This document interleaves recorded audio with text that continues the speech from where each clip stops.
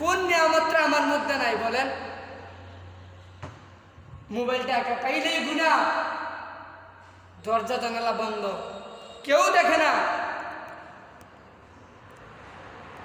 দরজা জানালা বন্ধ অবস্থায় রব ঘরের নিচে দরজার নিচে দিয়ে বাতাস পাঠিয়ে দেন, অক্সিজেন পাঠিয়ে দেন, বান্দা যেন না মারা যায়। আজকে যদি রব যদি বলে দিতেন প্রত্যেক দিন আমাকে 1 লক্ষ টাকা করে দিতে হবে, অবশ্যই দিতে হতো। রব তো আমাদের থেকে চান না, শুধু কি চান? ইন্নাস সালাহ, নামাজ।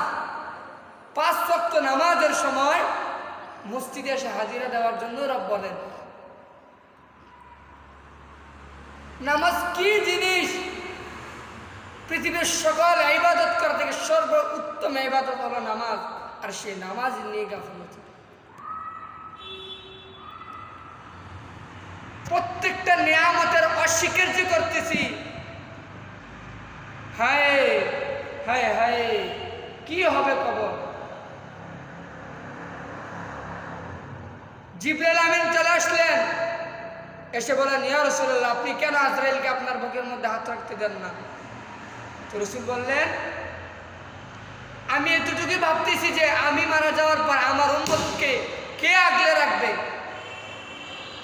আমি মারা যাওয়ার পর আমি যেভাবে উম্মতদেরকে কাছে টেনে নিয়ে আসতাম, তাদেরকে বুকে জড়িয়ে নিতাম, আমি মারা যাওয়ার পর আমার উম্মতকে কে দেখবে, কে নিবে? রাসূল এইটা ভেবেই কাঁদেন।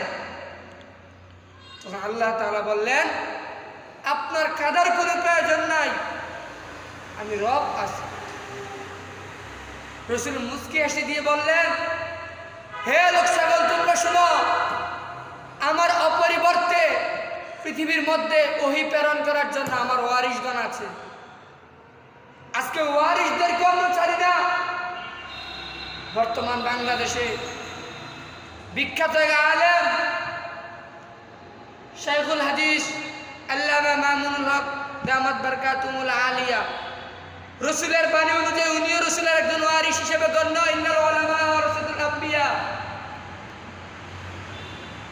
রাসূলের ওয়ারিস হিসেবে উনিও একজন গণ্য ব্যক্তি। রফিকুল ইসলাম মাদানী, উনিও রাসূলের একজন ওয়ারিসগত ব্যক্তি। খুরশেদ আলম কাসেমি, মাহমুদুল হাসান কাসেমি। আজকে ওই পুলিশ, সেও মুসলমান, আলেম সেও মুসলমান, সবাই মুসলমান। তফাৎ কি? হক কথা বলা যাবে না, দেশে হক কথা বলতে পারবে না। কোন আলেম দেশ থেকে চুরি বাটপারি কিছু উঠাতে পারবে না।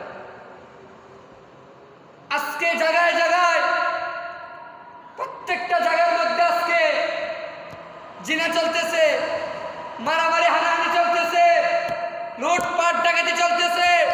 পুলিশ তাদের বিষয়ে কোনো অ্যাকশন নেন না। প্রধানমন্ত্রী শেখ হাসিনা তাদের বিষয়ে কোনো অ্যাকশন নেন না। উবাইদুল কাদের তাদের বিষয়ে কোনো অ্যাকশন নেন না। কিন্তু যখন আল্লাহর কালামকে, রসুলের বাণীকে সমুজ্জ্বল করার জন্য আলেমগণ দিবানিশি প্রচেষ্টা করেন, মাঠে ময়দানে পরিশ্রম করেন, উম্মতে মুহাম্মাদীকে বোঝানোর জন্য, ইয়া আইয়ুহান নাস কুলু লা ইলাহা ইল্লাল্লাহু তুফলিহুন, এই বাণী উম্মতে মুহাম্মাদীকে বোঝানোর জন্য আলেমরা আজকে এত কষ্ট করেন।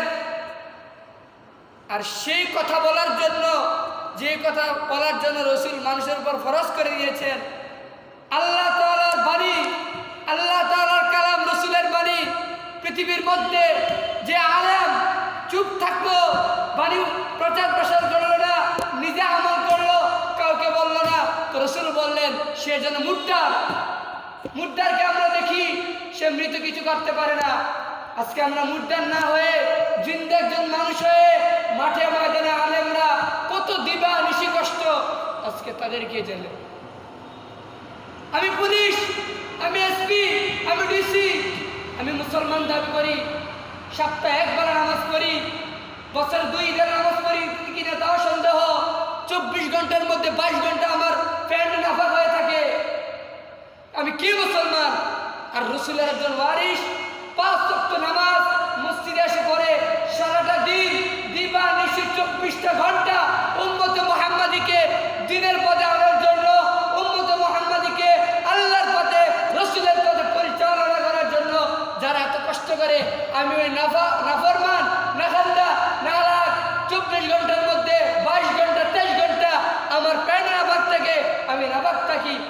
এত বড় জালেম কিভাবে একজন রাসূলের ওয়ারিসকে আমি জেলখানায় দিব? আজকে আমাদের বাংলাদেশের সকল পুলিশ মিলে যদি অ্যাকশন নিত, আজকে আমাদের বাংলাদেশের সকল পুলিশ মিলে যদি অ্যাকশন নিত, প্রধানমন্ত্রী যা বলে আমরা তাই করতেছি, আসলে একজন দিনদারি ফরজগার আল্লাহওয়ালা মুত্তাকি পৃথিবীর মধ্যে পাওয়া যায় না, যাদেরকে শেখ হাসিনা প্রধানমন্ত্রী বিভিন্ন কাজের মধ্যে নিযুক্ত করেছেন।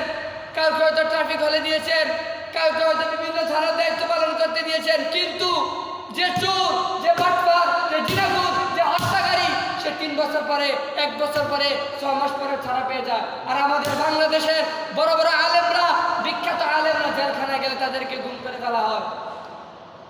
এই যে আমাদের মাঝে একজন বিখ্যাত আলেম আল্লামা মুফতি দেলোয়ার হোসেন সাঈদী ছাড়া হয় নাই, ওনাকে মৃত্যু পর্যন্ত জেলখানায় রাখা হয়েছে। আমি কি বলবো, বলার ভাষাটুকু নেই। যারা আলেমদেরকে কষ্ট দেয়, যারা আলেমদের পিছনে কুকুরের মতো লাগে, আরে কুকুর তো হাড্ডি দেখলে অতটুকু পর্যন্ত দৌড়ায় যতটুকু পর্যন্ত সে ধরতে না পায়। আর এই পুলিশগুলা আলেমদের পিছনে, প্রধানমন্ত্রী শেখ হাসিনা আলেমদের পিছনে এরকম ভাবে লাগছে কুকুরের থেকে নিকৃষ্ট হয়ে গেছে। চিল্লা বলে ঠিক কিনা?